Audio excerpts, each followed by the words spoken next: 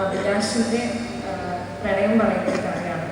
അപ്പോൾ നിങ്ങൾക്ക് എല്ലാവർക്കും റിലേറ്റ് ചെയ്യാൻ പറ്റുമെന്ന് വിചാരിക്കുന്നു. അപ്പോൾ എമ്പുരാൻ കണ്ടതിന് ശേഷം നിങ്ങൾ എന്തായാലും അഭിലാഷം പോയി കാണണം, നമ്മളെ സപ്പോർട്ട് ചെയ്യണം.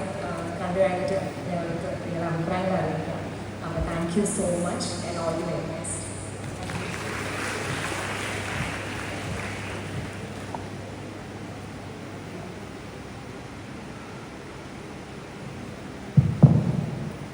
അടുത്തതായി നമ്മുടെ അഭിലാഷം മൂവി ടീമിന്റെ പ്രവർത്തനങ്ങളാണ് ഈ കോളേജിൽ കാഴ്ചവെച്ചിട്ടുള്ളത്. വളരെ ഇവന്റ്ഫുൾ ആയിട്ടുള്ള സംഭവബഹുലമായിട്ടുള്ള ഒരു വർഷം തന്നെയായിരുന്നു 2024-25 അക്കാദമിക് ദേവഗിരി കോളേജിനെ സംബന്ധിച്ചിടത്തോളം. ദേവഗിരി കോളേജിന്റെ മൊത്തത്തിലുള്ള അച്ചീവ്മെന്റ്സ് എടുത്ത് നോക്കുകയാണെങ്കിൽ വളരെ പ്രധാനപ്പെട്ട അച്ചീവ്മെന്റ്സ് കോളേജിന് കിട്ടിയ വർഷമാണ്. 3.65 എന്ന് പറയുന്ന വളരെ മികച്ച ഒരു സ്കോർ മാർക്ക് നേടാനായിട്ട് സാധിച്ചു. NIRF-ലും ക്ലിഫിലും ഇന്ത്യയിലെ തന്നെ മികച്ച റാങ്കിങ് കരസ്ഥമാക്കാനായിട്ട് സാധിച്ചു. കോളേജിൽ മറ്റൊരു അവാർഡ്. റൊമാൻറ്റിക് ഡ്രാമയാണ്, പ്രേമത്തെക്കുറിച്ച് സംസാരിക്കുന്ന സിനിമയാണ്.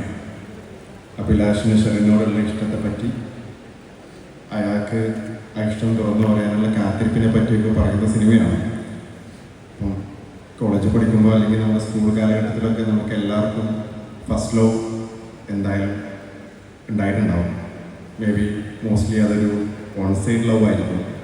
നമുക്ക് തുറന്നു പറയാനുള്ള അവസരം ഉണ്ടായിട്ട് ചിലപ്പം പറയാൻ പറ്റിയിട്ടുണ്ടാവില്ല, ചിലപ്പോൾ അത് പറയാൻ പറ്റാത്ത ഒരുപാട് സാഹചര്യങ്ങളുണ്ടായിരിക്കും. പക്ഷെ നമുക്ക് എത്ര കാലം കഴിഞ്ഞാലും ഉള്ളിൽ ഓർത്ത് വെക്കുന്ന, അല്ലെങ്കിൽ നമുക്ക് എല്ലാ കാലവും മറക്കാൻ പറ്റാത്തൊരു മൊമെൻ്റായിട്ട്, ഒരു നല്ല ചാപ്റ്ററായിട്ട് അതെപ്പോഴും ലൈഫിൽ ബാക്കി ഉണ്ടാവുമെന്ന് വിശ്വസിക്കുന്നു.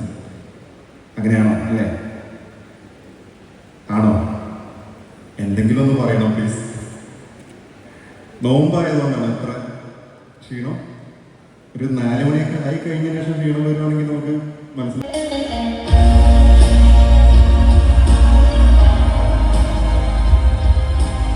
അടുത്തതായി ലോഗോ ഏറ്റുവാങ്ങുന്നതായി ആൻഡ് ഫാദറിനെ ക്ഷണിക്കുന്നു.